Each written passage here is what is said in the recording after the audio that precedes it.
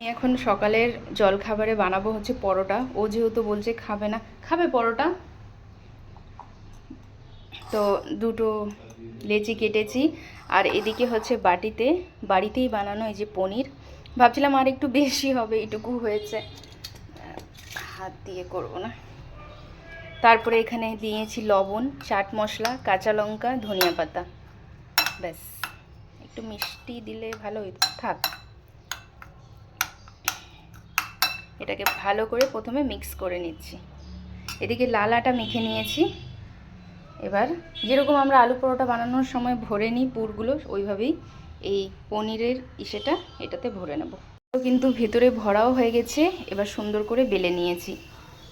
আমাদের তো যেহেতু নিরামিষ, যার জন্য পেঁয়াজ দিই নাই।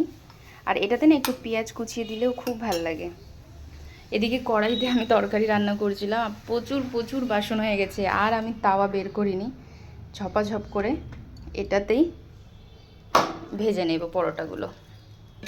আর একটা রয়েছে, এটাও এইভাবেই ভরে নিচ্ছি। এদিকে প্রথমে 2 পিঠ ভেজে নিয়েছি, তারপরে হচ্ছে বাটার দিয়ে দিব।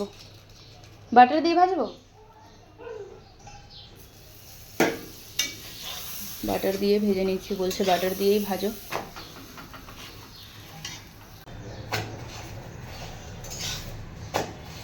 পরোটাগুলো ভেজে নিচ্ছি।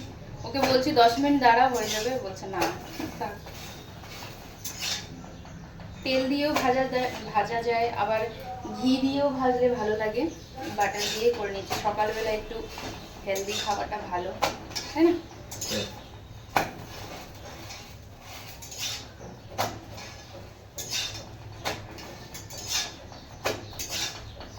নামিয়ে নিয়েছি এই দ্বিতীয়টা।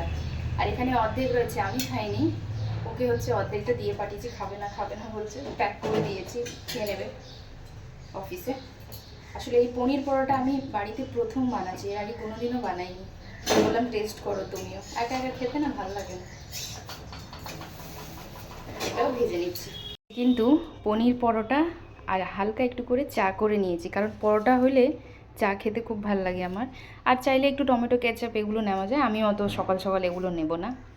আর অর্ধেক ওকে পাঠিয়েছি। আর চলুন এবার সকালের জলখাবারটা রেডি আমার।